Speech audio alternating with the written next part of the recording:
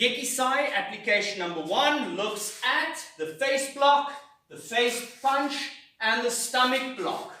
And we find ourselves with our opponent's arms around our neck.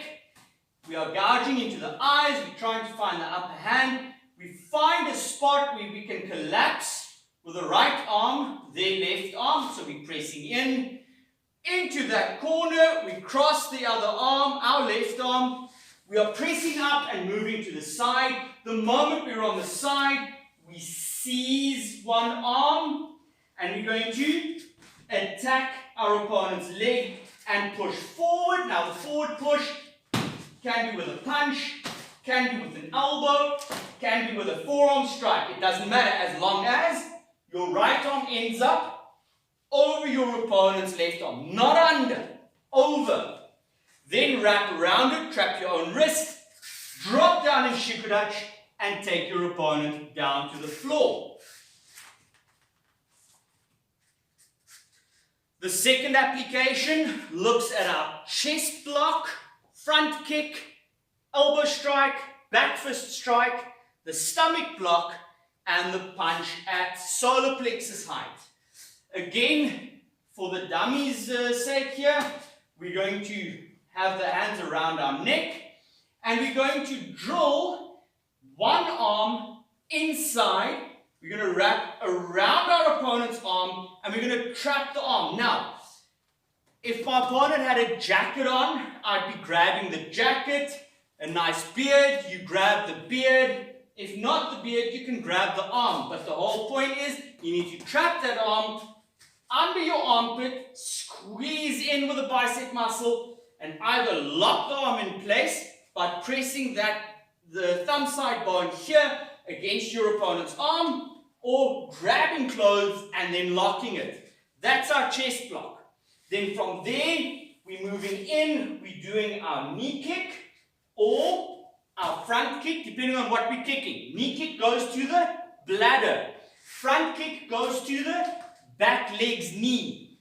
We drive forward. As we drive forward, we seize the wrist. We elbow. We strike the face. Then we use this arm to either perform a elbow lock on our opponent's arm here, or a sweeping movement where we're going to restrain our opponent and then start heading into the ribs. So let's do it with the other side. If I'm in this position and I get my right arm to drive over my opponent's left and I seize the arm, seize the clothes, I lock sideways, I deliver my knee kick or my front kick, I drive forward, I bring the other arm from inside up as an elbow strike, maybe a quick back fist, I sweep the arms, I move in, I trap, and I start pounding away at the short rib. Okay, that is the second application. Let's look at the third one, this movement of the kata. So from this position here, again, we're going to stand with the arms around our neck. We find the opportunity, especially if this is choking us, to drop the left arm, pivot, use the shoulder, strike. The moment we strike, we grab. This should be like Velcro. There, and I grab whatever I can. From here, I'm going to pull myself forward, and I'm going to pull my opponent forward and myself around. And once I'm here, I can start attacking with the rest of the kata's movements, or with whichever movement you want. So, from this position again, we clear, we break out of the grip, we have pressure there, we trap, we pull ourselves around, and we attack from behind. The next application, we're going to look at the double punch. Slightly more difficult with an opponent who is a dummy and is not actually tackling you. But the idea that I want is that my opponent all of a sudden drops down, and as I feel my opponent dropping down, I'm also putting pressure on my opponent down. I'm going to save the leg that is in front because that is the most vulnerable leg. As I do that, I'm going to drag my leg back, drag my opponent to me, and get my hands behind the head and one under the chin. So left arm on top, right arm chin. My opponent's head should now more or less be in this position here because they are shooting to take out the legs.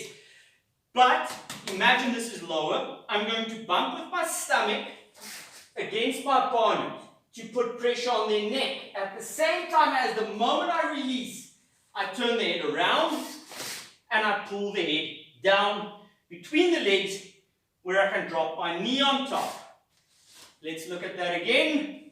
From here, I feel my opponent's dropping down. I save one leg. I'm putting my opponent to me. I grab the chin, grab the head, bump them, turn them around, pull them between the legs here, and drop the knee on top of the head. Let's look at the next application, which goes forward and back. This is from your Gekisai knee kata.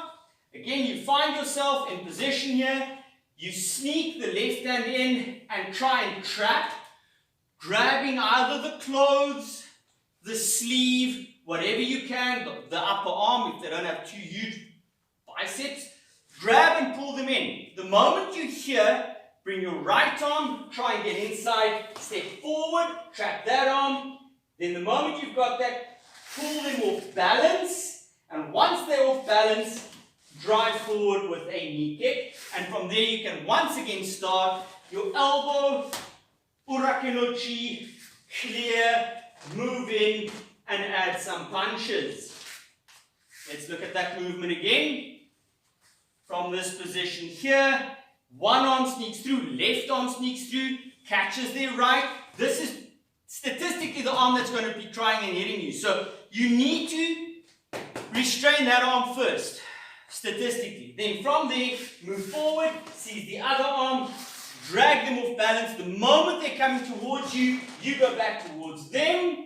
As you're going forward, dig in with that elbow, quick strike to the face, clear the arms, restrain them, and strike them in the liver.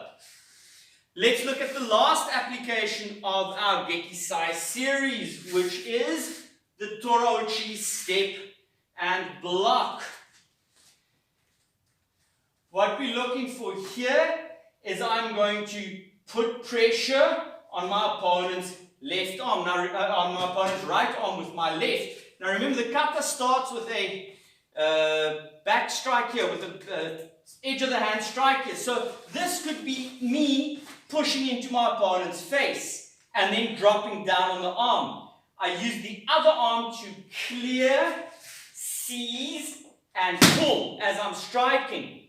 Once I've done this, for this dummy's purpose, because I'm now not going to step, what we would do if this was an opponent is dig under this arm here, step behind, and then throw them over the hip. So you can practice it a bit here, but don't go throwing it over your hip. So what we're going to do here is we dig underneath this arm and just practice scooping around, seizing, and hitting the other side.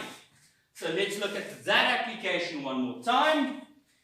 We are fighting here, we're putting pressure with one arm into the face, we squeeze down on that right arm, we drop our right, we scoop, seize that arm, hit the face, maybe hit the groin, scoop up under the arm.